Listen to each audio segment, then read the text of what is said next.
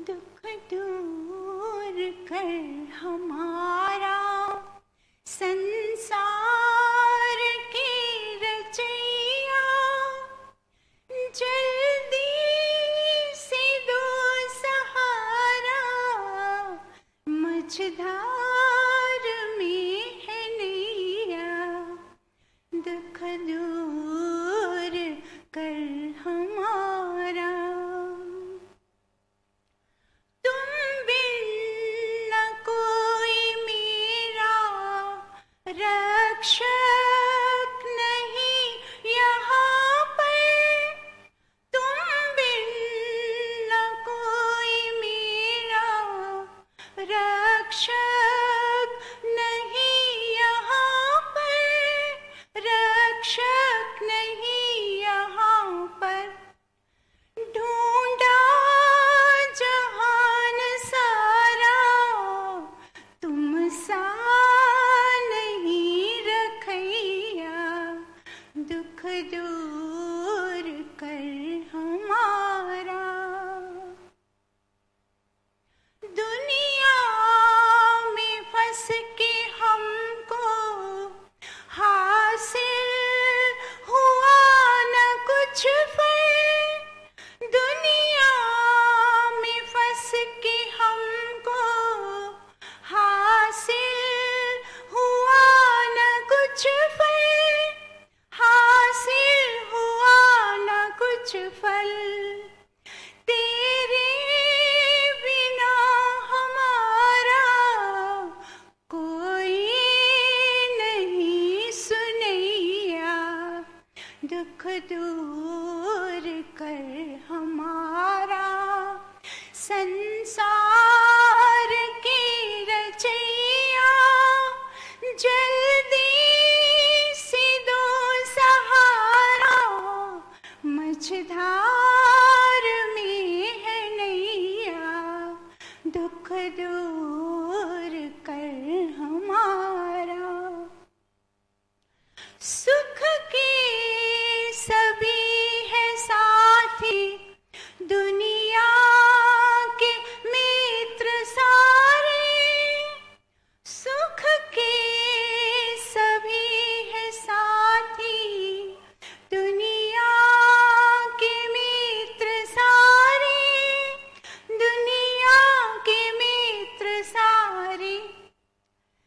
तेरा ही नाम प्यारा, दुख दर्द से बचैया।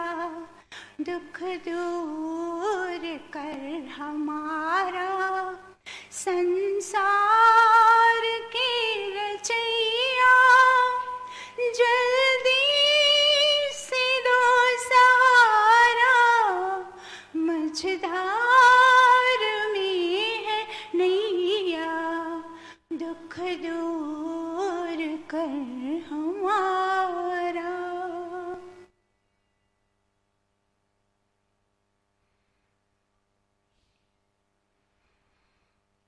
ॐ सत्येन लभ्यस्तपसा हि एष आत्मा, समयज्ञानेन ब्रह्मचर्येण नित्यम्।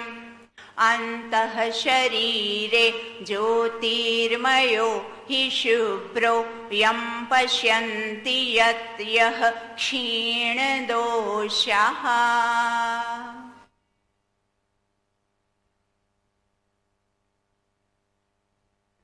यह मंत्र तृतीय मुंडक प्रथम खंड और मंत्र संख्या 5। अब ये जो हमने कल मंत्र किया छोटा सा योग दर्शन का, कौन सा था? हेयम दुखम अनागतम। तो आने वाले दुख से कैसे बचा जाए, उसी विषय को ये आज का मंत्र आगे की ओर ले जा रहा है। वो ही विषय है और मनुष्य को आगे आने वाले भविष्य में आने वाले दुखों से कैसे बचा जाए, उसको कैसे दूर किया जाए दुखों को, ये आज का मंत्र भी उसी विषय को आगे की ओर ले जा रहा है। तो अब हम इसके अर्थ को समझने का अच्छी तरह से प्रयास करेंगे। अंगिरस ऋषि ने ऋग्वेद के मंत्रों को मुंडक में सारे ऋग्वेद के मंत्रों को लिया और विस्तार पूर्वक एक एक शब्द को, वेदों के जो गहन गूढ़ अर्थ है, रहस्य है, वो ऋषि क्या करते हैं, उपनिषदों और दर्शनों में एकदम स्पष्ट और उसके अर्थ समझाकर रहस्य को खोलते जाते हैं। तो हम प्रथम समझते हैं अर्थ को। सत्येन लभ्यस तपसा ही एष आत्मा। सत्येन, सत्य से, लभ्य अर्थात मिलता है। सत्येन लभ्यस तपसा, सत्य से मिलता है, तप से मिलता है। सत्येन लभ्यस तपसा ही एष आत्मा। एष अर्थात परमात्मा और आत्मा। इतना पहले एक पद कर लेते हैं, फिर आगे का दूसरे पद करेंगे। तो प्रथम पद में क्या बता दिया कि आत्मा और परमात्मा दोनों हमें मिलते हैं। किससे, किस उपायों से, किस साधनों से मिलते हैं? तो क्या बता दिया, सत्य से और तप से हमें आत्मा और परमात्मा दोनों मिलते हैं। अब सत्य, उसका सही तरह से सत्य का स्वरूप ऋषि ने, अंगिरस ऋषि ने बहुत अच्छी तरह से समझाया। सत्य, अब सत्य क्या है, ध्यान देके सुनिएगा। जो मन में है वो वाणी से बोलना, और जो वाणी से बोला वो करना, यह सत्य है। अब क्या बता दिया, अर्थात मन, वाणी और कर्म तीनों की समानता सत्य कहलाता है। अब मनुष्य क्या करता है, मन में मनसूबे कुछ और बनाता रहता है, वाणी से कुछ और ही बोलता है, और कर्म तो कुछ और ही तीसरे ही करता है। तो तीनों में असमानता असत्य आचरण कहलाता है। अब ऋषि यहां क्या बता देते हैं कि यह ज्ञान तब तक उपयोगी हो सकता है जब इस सत्याचरण को किया जाए। जब तक मनुष्य सत्याचरण का नहीं उपयोग करेगा तो इस ज्ञान का भी लाभ उसको प्राप्त हो ही नहीं सकता। क्यों नहीं हो सकता? क्योंकि दुख छूटने के जितने भी उपाय बता रहे हैं तो उसमें क्या बताते हैं कि जो सत्य है वो सबसे श्रेष्ठ साधन है। सत्य सारे साधनों में से श्रेष्ठ साधन है। सत्य मार्ग, सत्य कर्म करने से दुखों से छूटा जाता है और आत्मा और परमात्मा की प्राप्ति होती है। तो अब आगे क्या बताते हैं, सत्य बोलना और सत्य मानना। अब सत्य बोलना तो समझ आ गया, अब सत्य को मानना का अर्थ क्या है? तो ऋषि क्या बताते हैं, सत्य मानना उसका तात्पर्य यह है कि जो झूठ बोलता है, असत्य बोलता है, उसका सहयोग न करना। असत्य का सहयोग करने से उस व्यक्ति का आचरण क्या कहलाएगा? असत्य आचरण कहलाएगा। क्योंकि वो स्वयं भले झूठ नहीं बोलता है, पर जो सामने वाला झूठ बोल रहा है उसको तो सहयोग कर रहा है। तो उसके सहयोग करने से क्या हो जाता है कि समाज में झूठ पनपता है, झूठ को बढ़ावा मिलता है, झूठे व्यक्तियों को प्रेरणा मिलती है। हाँ देखो, कोई क्या फर्क पड़ता है, झूठ बोलने में तो लाभ ही है, सब मुझे सहकार, जो मुझे सहयोग चाहिए था वो तो मिल रहा है, मेरा तो कार्य सिद्ध हो रहा है। और उसके झूठ बोलने से जो सच्चा है उसके ऊपर तो अन्याय हो रहा है, उसको दुख प्राप्त हो रहा है। तो किसी को दुख प्राप्त करके करा के हम कभी सुख तो प्राप्त कर ही नहीं सकते। यह तो वेदों का, ईश्वर के नियम है, सिद्धांत है। किसी को सुख दे के ही हम सुख पा सकते हैं, किसी को दुख दे के सुख तो प्राप्त करने का प्रश्न ही नहीं उठता। इसीलिए क्या बता दिया कि सत्य आचरण स्वयं करना और जो असत्य आचरण करता है, ध्यान दीजिए, उसका सहयोग नहीं करना। हम उसका सहयोग करते हैं, हम सोचते हैं चलता है, अब क्या करें, इसी से काम निकालना है। नहीं, एक बार समझाएं, 2 बार 4 बार प्रेम से, पर सामने वाले का तो स्वभाव ही झूठ बोलना है। छोटी छोटी बात पे मात्र असत्य, अरे, और उसको पता है, वो इतना समझता है मैं कितना चतुर हूं, वो बड़ा प्रसन्न होता है, देखो मैं कितना चतुर हूं, मैं सबको मूर्ख बना दिया, मैं मेरा कार्य सिद्ध कर रहा हूं, सबको मूर्ख बना, सब मूर्ख हैं, मैं ही बड़ा चतुर सयाना। ईश्वर कहता है हाँ, तू चतुर सयाना जितना भी है, पर मेरे से चतुर नहीं है। मेरे सामने तेरी यह चतुराई किसी काम की नहीं है, ये तो हानिकारक है तेरे लिए भी और पूरे समाज के लिए भी, पूरे संसार के लिए। इसीलिए यह बात मुझे कबूल नहीं, मैं स्वीकार नहीं करता। मुझसे भी दूर है और सुखों से भी दूर है। जो ईश्वर से दूर है वो सुखों से तो दूर हो ही जाएगा।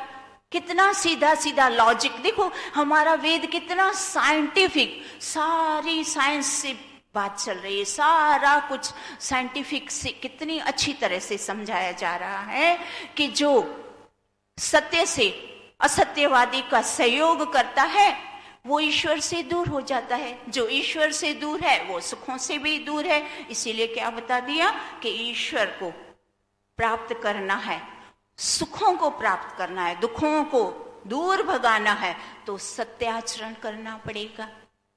अब आगे इसका और अच्छी तरह से बताते हैं कि सच्चों को ही परीक्षा, बहुत सारी परीक्षाओं में पास होना पड़ता है। क्यों?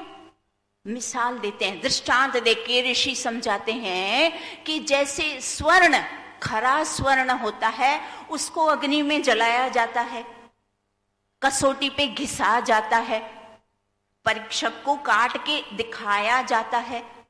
वैसे ही सच्चे मनुष्यों की ही परीक्षा होती है।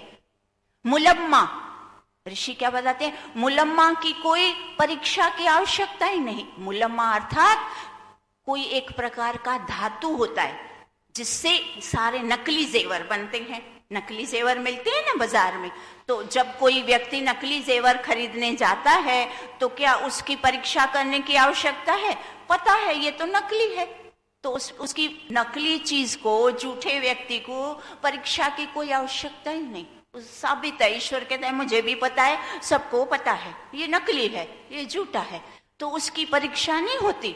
अब परीक्षा कहाँ होती है? सोने की। जब सोना खरीदने जाते हैं तब तो परीक्षा करते हैं ना, तब थोड़ी ऐसे ही ले लेंगे।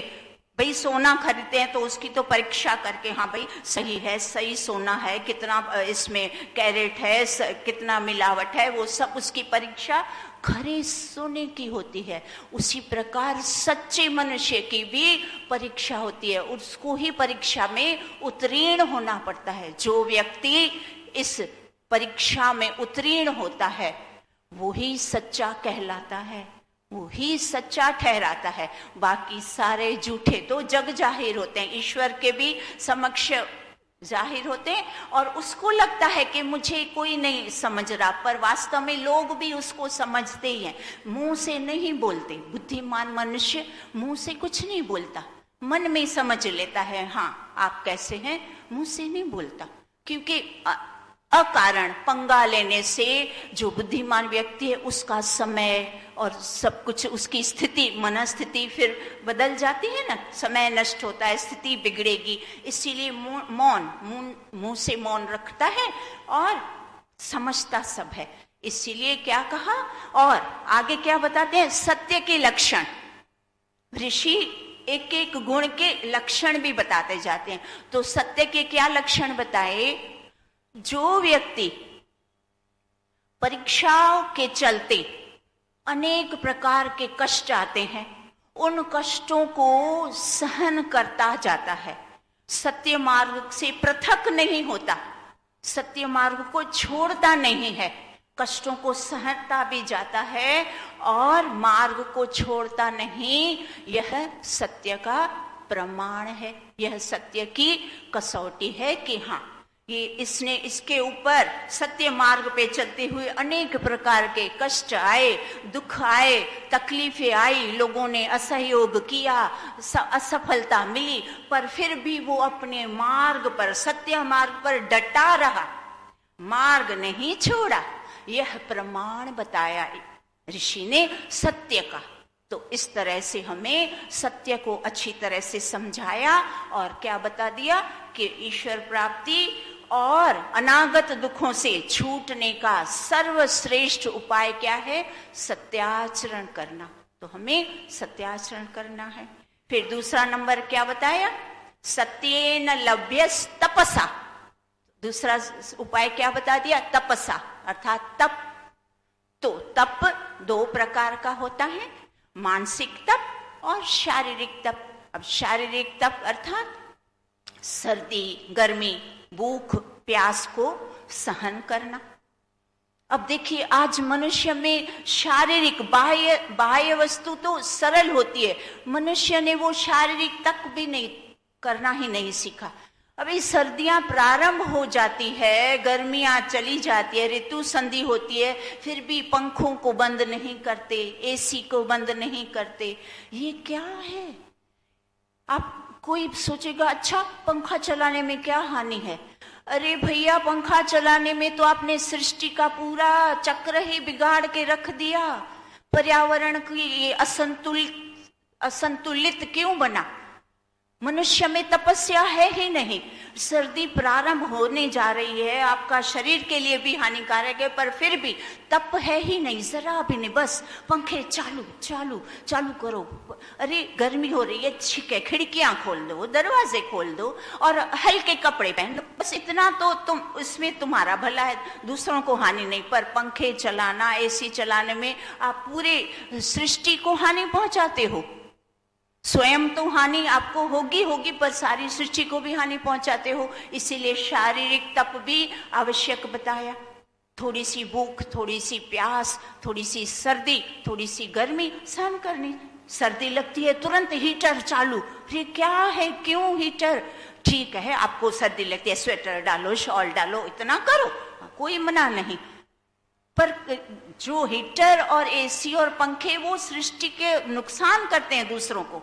आप अपने को नुकसान पहुंचाओगे तब तक तो चलेगा, दूसरों को तो हानि मत पहुंचाइए। इसीलिए शारीरिक तप अधिक आवश्यक है। और मानसिक तप तो मन को अशुभ गुणों से हटाना और शुभ गुणों में प्रेरित करना, यह मानसिक तप है। और आगे ऋषि इसमें एक और बात, विशेष बात का उल्लेख करते हैं। क्या बताते हैं तप में? कि मन और इंद्रियों को बाह्य विषयों से दूर हटाना, यह तप है। क्यों? क्योंकि जीवात्मा इंद्रियों को और मन को बाह्य विषयों में फंसाकर सुखी दुखी होता रहता है। उसके पास फिर न समय रहता है न रुचि रहती है, बाह्य इंद्रियों में फंसाकर, और वो सुख भी लेता है, दुखी भी होता है। इसीलिए क्या बता दिया कि तप क्या तप बताया? कि इंद्रियों को बाह्य विषयों से हटाना तप है। जब वो इंद्रियों को बाह्य विषयों से हटाता है तब पता है क्या होता है? ये इंद्रियां वश में आ जाती है। तप के माध्यम से जब वो इंद्रियों को वश में करता है तब मन इधर उधर भटकना बंद कर देता है और ज्ञान में स्थिर होता है, और ज्ञान के बाद फिर ध्यान में स्थिर होता है।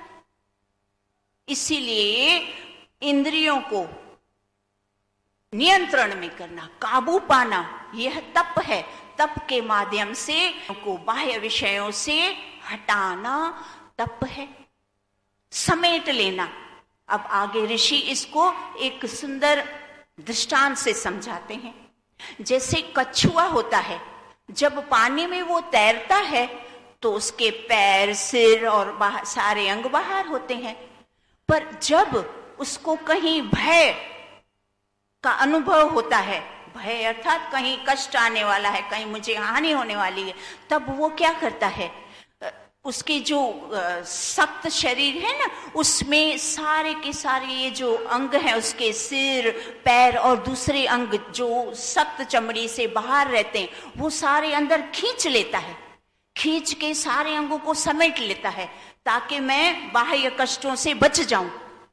तो ऋषि क्या बताते हैं कि कछुए के समान मनुष्य को क्या करना है, सारी इंद्रियों को बाह्य विषयों से उसको दुख है, भय है। देखो जैसे कछुए को भय था तो उसने क्या किया, अपनी सारी इंद्रियों को अंदर समेट लिया, बच गया, सुरक्षित हो गया। जब उसको जहां भय लगा इंद्रियों को खींच लिया, तब वो बच गया, सुरक्षित रह गया। तो मनुष्य को भी बताया जा रहा है कि बाह्य विषयों में जब तू हर समय इंद्रियों को लगाता रहता है, फंसाता है, तो तुम्हें तब वहां दुख पहुंचता है, तुम्हारी एकाग्रता भंग होती है, तुम्हारी फिर अंदर आने में कोई रुचि ही नहीं होती, तुम्हें मात्र बाह्य इंद्रियों का सुख लेते लेते तुम्हें वो संस्कार तुम्हारे बन जाते हैं, और संस्कार इतने पक्के हो जाते हैं कि बस फिर मात्र बाह्य सुख, फिर अंदर आंतरिक यात्रा करने की कोई न इच्छा बनती है, न रुचि होती है, न समय मिलता है। बस ऐसे ही उसका समय व्यतीत हो जाता है और वो अनागत दुखों से बच ही नहीं पाता, फिर मृत्यु हो जाती है, फिर उसका वही दुखों का चक्कर चालू। तो इसीलिए सुंदर तरीके से नंबर 1 बाय 1 कितने अच्छी तरह से विस्तार पूर्वक समझा रहे हैं कि हमें प्रथम सत्याचरण का उपाय बताया, सत्याचरण करना है, फिर दूसरा बताया तप करना है, शारीरिक तप, मानसिक तप और इंद्रियों का भी तप। जब एक बार इंद्रियां वश में आ जाती है ना, काबू में आ जाती है, फिर मन इधर उधर भटकना बंद। आप करके तो देखो, आप सोचो सुनने में इतना आनंद है तो करने में कितना आनंद होगा। जब हम उस चीज को थोड़े देर के लिए, आधे घंटे के लिए भी आप शांत स्थल पे जाके ये करके देखिए, आपको स्वयं अनुभव होगा कि हाँ, जब मैंने इंद्रियों को रोका, इंद्रियों को नियंत्रण में किया, तो जो मन मेरा ध्यान करते समय, उपासना के समय भागा जाता था, कोई अनेक विषयों में अब तो नहीं भाग रहा, अब एकदम वो भी स्थिर हो गया। तो जब इंद्रियां स्थिर हो गई, मन भी स्थिर हो गया, तो फिर अंदर दूसरा तो कुछ है ही नहीं, अंदर बाह्य विषय तो है ही नहीं, अंदर मात्र क्या है, आत्मा और परमात्मा। तो फिर जीवात्मा स्वतः ही अपने आप ही ईश्वर से और अपने स्वरूप से जुड़ जाता है। आप समझो कितना सरल उपाय अच्छी तरह से बताते हैं। जब हम इंद्रियों को और मन पे काबू करके स्थिर कर देते हैं और वो स्थिर हो जाता है, तो अंदर तो फिर दूसरा कुछ है ही नहीं, बाहर कोई भी विषय नहीं है, अंदर मात्र 2 ही वस्तु है, आत्मा और परमात्मा। तो अंदर जो है उसी से तो व्यक्ति जुड़ेगा ना। आज हम और तुम बस इतने ही है, तो हम आपस में ही तो जुड़ेंगे ना, आसपास बाहर जो है उनसे तो हम नहीं जुड़ सकते। इस हॉल के अंदर मैं हूं और आप हैं, तो क्या संभावना है, हम दोनों का ही मिलन होगा ना, बाहर जो है उसका तो मिलन संभव ही नहीं है। तो उसी प्रकार जब हम अंदर जाते हैं तो अंदर दूसरा कोई तो है ही नहीं, तो हमारा अपने आप स्वतः, ऋषि क्या बताते हैं, स्वतः अर्थात अपने आप फिर हम अपने स्वरूप से भी जुड़ जाते हैं और ईश्वर से भी जुड़ जाते हैं। तो जब हम ईश्वर से जुड़ जाते हैं तो फिर ईश्वर का क्या कार्य है, अग्नि से के समक्ष जब बैठते हैं तो अग्नि क्या करती है, अग्नि के पास क्या है, उसका स्वभाव क्या है, उसका स्वभाव है उष्णता। तो अपने आप हमें गर्माहट मिल जाती है कि नहीं, हमें कुछ करना पड़ता है, मात्र समक्ष बैठ गए तो अग्नि ने क्या किया, अपनी उष्णता हमें दे दी, हमें गर्माहट दे दी, हमारा ठंड को, हमारी सर्दी को, कंपकपाहट को दूर कर दिया। तो वैसे ही ईश्वर के समक्ष अंदर जब हम जाते हैं तो हमारे अंदर जो दुर्गुण है, बाहर क्या था, हम ठंडी से कपकपा रहे थे, तो अग्नि ने क्या किया, कपकपाहट दूर कर दी। तो अब हम क्या है, हमारे अंदर क्या है, बाह्य सब दुर्गुणों से, विकारों से हम संतप्त हो चुके हैं। जब हमारे अंदर वो विकारों की संतप्तना से अंदर है, जब ईश्वर के समक्ष जाते हैं तो ईश्वर क्या करता है, जैसे अग्नि ने ठंडी को, कपकपाहट को दूर कर दिया, ईश्वर हमारे दुर्गुणों को दूर कर देता है। ये स्वाभाविक प्रक्रिया है। यह प्रक्रिया जब हम प्रारंभ करते हैं मात्र आधे घंटे से करते करते प्रतिदिन प्रातः और साय प्रतिदिन जब 2 समय अभ्यास करते करते यह प्रक्रिया करते करते करते हमारी कब समाधि लग गई और हमें कब मोक्ष की प्राप्ति, हमारा जीवन कब जीवन मुक्त हो गया, हम कब आनंद सुख का प्राप्त, हमें पता ही नहीं चलेगा। ये सारी क्रिया स्वाभाविक, इतनी स्वाभाविक कि हम क्या बताएं। अब आगे क्या करते हैं, और इससे अधिक हमारे पास समय नहीं रहता। तो सत्याचरण तपस्या, सत्येन लभ्यस्तपसा हि एष। अब क्या दूसरा शब्द क्या आया, तीसरा ही का अर्थ पता है क्या है? ही का अर्थ है निश्चय, दृढ़ निश्चय जान लो। क्या दृढ़ निश्चय जान ले? तो बताते हैं कि यह दृढ़ निश्चय कर लो कि आत्मा और परमात्मा जो अंदर है वो ही आपके दुर्गुणों को दूर करेगा, भस्म करेगा, और आपके अंदर सद्गुण ईश्वर के आएंगे और आप दुखों से दूर हो जाएंगे। ये बात को आप दृढ़ निश्चय करके जान लो। पर अब सारी समस्या यहीं से उत्पन्न होती है। मनुष्य को क्या इन बातों पर विश्वास ही नहीं होता, दृढ़ निश्चय नहीं होता। हाँ, सुनने की खातिर वो सुनता भी है, आधा घंटा प्रतिदिन सत्संग में आता है, बैठता है, हवन में बैठता है, फिर वो क्या सोचता है, बस इतिश्री, अब रोज तो सत्संग में आता हूं, हवन में भी बैठता हूं, अब इससे ज्यादा क्या। देखो कितने लोग हैं, इतना सारा संसार भरा पड़ा है, कोई आता है, बस मैं आता हूं ना, बस वो क्या करता है, यही इतिश्री कर लेता है। वो समझता है सत्संग में आ गया, हवन में बैठ गया, हवन करना आ गया, हवन करवाना आ गया, बस इसी से वो अपने आप को संतुष्ट कर लेता है और अपनी उन्नति को बंद कर देता है। अपने आगे की यात्रा को दरवाजे स्वयं बंद करता है। वहां बंद नहीं करना, वो तो पहला पगथिया था, एक स्टेप सीढ़ी का चढ़ा, वहीं बैठ के रह गए, क्या फायदा। पूरी सीढ़ियां चढ़ के यहाँ बैठना तब ज्ञान का लाभ। तो ये सारी सीढ़ियां चढ़ने के लिए मनुष्य को तटस्थ दृढ़ विश्वास श्रद्धा उत्पन्न ही नहीं होती। उसको वेदों में पूर्ण श्रद्धा है ही नहीं, ईश्वर में भी पूर्ण श्रद्धा है ही नहीं, थोड़ी थोड़ी है, नाम मात्र जिसको बोले तो वो भी डर के मारे, भय के मारे, क्या पता अनेक कारणों के मारे उसको थोड़ा थोड़ा है। पूर्ण निश्चय नहीं है, पूर्ण विश्वास नहीं है। अब क्यों नहीं है? क्योंकि यह जो जीवात्मा है ना, जन्म जन्मांतर से ये जो बाह्य पदार्थ हैं, संसार के पदार्थों में इतना उसने भोगों को भोगा है, इतना भोगों को भोग के उसके अंदर संस्कार इतने पक्के हो गए, दृढ़ हो गए हैं कि उसको बाह्य सांसारिक पदार्थों के, सांसारिक सुखों के अलावा दूसरा कुछ दिखता ही नहीं, सूझता ही नहीं, दूसरे किसी में वो उसको विश्वास ही नहीं होता। छोड़ो, अब कितना सुख है बाहर, खाने में, पीने में, ये में, पत्नी में, पति में, पद में, प्रतिष्ठा में, यश में, ये सब प्रशंसा में, उसको इन सब में बड़ा सुख दिखता है, क्योंकि इसने यही किया है जन्म जन्मांतर से। वो करते करते करते उसके संस्कार बहुत पक्के हो गए हैं। इतना पक्का कहते हैं ना, वो जो लाइलाज कुछ बीमारी हो जाती है ना, कुछ जो जख्म होते हैं, जो कहते हैं नासूर बन जाता है, उसका इलाज नहीं, फिर उसको काट के फेंक दो, काटना ही पड़ता है, उसका कोई इलाज ही नहीं होता। तो हमारे भी संस्कार एकदम नासूर की तरह पक्के जड़ में बैठ गए हैं। तो हमें इतना भी आधा घंटा सुनने से और हवन मात्र से हमारा वो नासूर नहीं ठीक नहीं होता ही नहीं है। हमें दृढ़ ही, इसीलिए इसी मंत्र में आप देखें ना, 2 बार निश्चय की बात आई है, प्रथम पंक्ति में भी दूसरी पंक्ति में भी आई है। क्योंकि जब तक दृढ़ निश्चय नहीं तो फिर आदमी आगे का कार्य करेगा ही नहीं।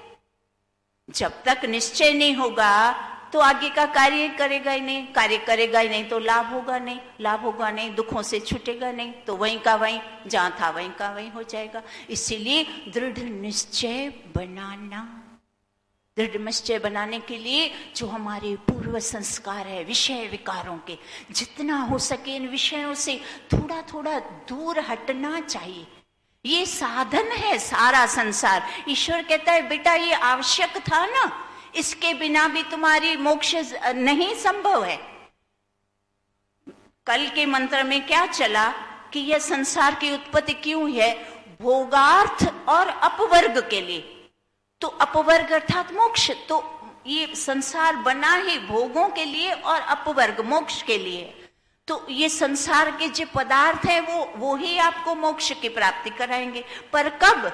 जब उसका आप ज्ञान पूर्वक सदुपयोग करते हैं।